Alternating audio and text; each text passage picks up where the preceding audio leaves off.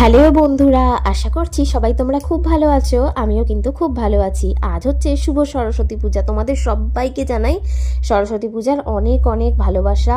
আর আজ হচ্ছে বাঙালির ভ্যালেন্টাইন্স ডে, তাই না বন্ধুরা? তো যাই হোক, আমি এখন আমার ছেলের স্কুল থেকে বেরিয়ে রাস্তা দিয়ে বাড়ি ফিরছি, কারণ আমার ছেলের স্কুলে ঠাকুর এসেছিল। আর ঠাকুর দেখাতেই নিয়ে গেছিলাম ওকে। পুষ্পাঞ্জলি আমাদের বাড়ির ওখানেই দিয়েছে, আমরা সবাই মিলে সেটাই করেছি। আর স্কুলে যেহেতু ঠাকুর এসেছে তার জন্য একটু দেখা করাতেও নিয়ে গেছিলাম। ছোট মানে ওকে একটু ঠাকুর দেখাতেও বের করেছিলাম। আর সন্ধ্যাবেলা এত ঠান্ডা, বাইরে বেরোনোর কথা ভাবতেই পারি না। আর আমার ছেলের একটু সর্দি সর্দি করেছে এই ওয়েদারের জন্য, তো তার জন্য বাইরে বেরোনোর কোনো প্রশ্নই ওঠে না। আর সন্ধ্যেবেলা আমাদের বাড়িতে আজকে বিশেষ আকর্ষণ সরস্বতী পুজো উপলক্ষে, তোমাদের সঙ্গেও সেটা শেয়ার করব। আর আমি যথারীতি বাড়ি এসে কাপড় চোপড় ছেড়ে নিয়েছি, এখন অনেকটাই বেলা হয়ে গেছে। আর এই যে বললাম না, আজকে সরস্বতী পুজোর উপলক্ষে আমাদের বাড়িতে বিশেষ আকর্ষণ রয়েছে। তোমরা লাস্ট অব্দি ভিডিওটা দেখতে থাকো, তাহলে অবশ্যই দেখতে পাবে।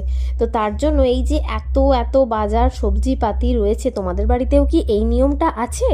তোমরাও কিন্তু জানিও বন্ধুরা। আর আমি আর আমার মা দুজনে মিলে বসে পড়েছি সবজিপাতি সব কাটতে, কারণ বিকালবেলা আর কি সরস্বতী পুজোর দিন আর কি ওটা হবে। তো তার জন্য সবজিপাতি তো সমস্ত কিছু কাটতে হবে, আর অনেক অনেক কাটতে হবে, কারণ আমাদের বাড়িতে লোকজন খায়। ইভেন আমাদের এখানে প্রত্যেকটা বাড়িতেই আজকে কুটুম আসে, আর সবাই খাওয়া দাওয়া করে। তো কি হয় না হয় তোমাদের সমস্তটাই বলবো, তোমরা লাস্ট অব দি ভিডিওটা দেখতে থাকো। আর কেমন লাগে আমার ভিডিও অবশ্যই তোমরা কিন্তু কমেন্ট করে জানিও বন্ধুরা। তোমাদের ওখানেও কেমন কি পুজো হচ্ছে, তোমরাও কোথায় ঘুরতে গেলে সেটাও একটু জানিও কমেন্ট করে। তো দেখো, আমার আর আমার মায়ের দুজনে মিলে এই যে আনাজপাতি কাটা পুরো কমপ্লিট। কি আনাজ কেটেছি, আর আমার দেখো এই যে নতুন আলু কেটে আমার হাতের অবস্থা দেখো। আমি বসে বসে নতুন আলু ছুলেছি, পুরো কষ ধরে গেছে হাতে। এটা এখন কিন্তু উঠবেও না, মোটামুটি দুদিন তো থাকবেই। মা বলছিল সর্ষের তেল লাগিয়ে নিতে, কিন্তু সর্ষের তেল লাগালে কাটতে পারবো না।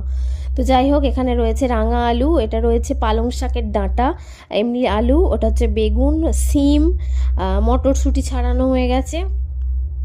আর এই তো এইগুলো। আর এর মধ্যে লাগবে হচ্ছে দু রকমের কড়াই আর 5 কড়াই অল্প লাগবে। তো দেখো, আমি খালি বারবার হাতটা দেখাচ্ছি। আসলে সরস্বতী পুজোতে আমি মেহেন্দি করিনি, তার জন্য এটাই মনে হচ্ছে আমার মেহেন্দি হয়ে গেছে, তাই না? তো যাই হোক, বিকালবেলা কি হয় না হয় তোমাদের সঙ্গে সমস্ত কিছু শেয়ার করবো। আর এখন দেখো মোটামুটি সন্ধে হব আমাদের বাড়িতে সন্ধ্যা দেয়া কমপ্লিট। মানে এই যে সন্ধ্যা দেয়া কমপ্লিট হয়ে গেছে, এখন সন্ধ্যা হব হচ্ছে। তো আমার মাও ওদিকে মোটামুটি সব জোগাড়জাত করে নিচ্ছে, কারণ এক্ষুনি না চাপালে হবে না। তো কি হবে না হবে। আর আমার ছেলে দেখো উঠোনে খেলছে, ওর তো সর্দি করেছে বলো, কিন্তু কি করব, আটকানোও যাচ্ছে না, যেহেতু বাইরে গান চলছে। তো ও ঘরের মধ্যে থাকতেই চাইছে না, উঠোনেই খেলছে। আর এই যে এখানে সব কিছু পরিয়ে দিয়েছি, কিন্তু তাও ঠান্ডা তো লেগেই যায়, আবার ঠান্ডাটা পড়েওছে একটু। যাই হোক, বিকালবেলার রান্নাবাটি দেখো, এখানে হচ্ছে রাঙা আলুটাকে মানে একটু করা হচ্ছে। রাঙা আলু, কুল মানে পাকা কুল আর টমেটো, এই দিয়ে হবে চাটনি, কারণ এটা করতেই হয়। আর হবে এই দেখো সমস্ত কিছু এখানে রয়েছে, এগুলো সব কিছু ধুয়ে নেওয়া হয়ে গেছে। দেখেছো এই এত বড় যে ডেক, এই ডেকটা করে কিন্তু রান্না হবে, কারণ আমাদের বাড়িতে অনেক লোক খায়। আর ডেকটা করেই শুধু হবে না, একটা বড় হাঁড়ি করেও তারপরে হবে। আর সমস্তটাই কিন্তু ঠাকুরের। আমাদের যে কোনো কিছু রান্না হয় সেটা ঠাকুরকেই দেয়া হয় বাড়ির। তো আমাদের বাড়িতে যেহেতু মন্দির আছে, ঠাকুরকে দেয়া হবে, তার জন্য সমস্ত কিছু ঠাকুরের হিসাবেই করা হয়। আর তারপরে লোকজন তো খাই। আর আমার ছেলে দেখো এখানে আগ্রহ নিয়ে বসে আছে, কারণ আর বছরেও আরও ছোট ছিল, তখন এগুলো অতটাও বুঝতো না, কিন্তু এখন ও এগুলো মানে দেখবে, ওর ভালো লাগছে। তো কুলের চাটনি হয়ে গেছে, কুল টমেটো আর রাঙা আলু দিয়ে চাটনি এটা করতে হয়, তো ওটা হয়ে গেছে। এইবার মা চাপাবে হচ্ছে গোটা সিদ্ধ। তোমাদের ওখানে কি গোটা সিদ্ধ হয়? গোটা সিদ্ধ কিন্তু খেতে দারুণ।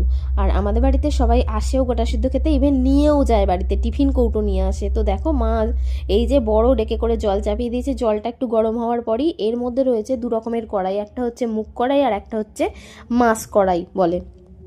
আর এই দেখো গোটা সেদ্ধর লুক, মানে এখনও কিন্তু হয়নি, এটা কিন্তু হচ্ছে। বেগুনগুলো লাস্ট মুহূর্তে দেয়া হয়, তো নালে আগে দিলে পুরো ঘেঁটে যাবে। আর এখানে সব ঠাকুরের জন্য, আমাদের মন্দিরের বড় বাবার জন্য সমস্ত কিছুটা তোলা হয়ে গেছে। আগে একটা হয়ে গেছে, ঠিক আছে, আগে 1 হাঁড়ি হয়ে গেছে, আর এটা পরে চাপানো হয়েছে বড় বাবার মানে আমাদের মন্দিরের ঠাকুরের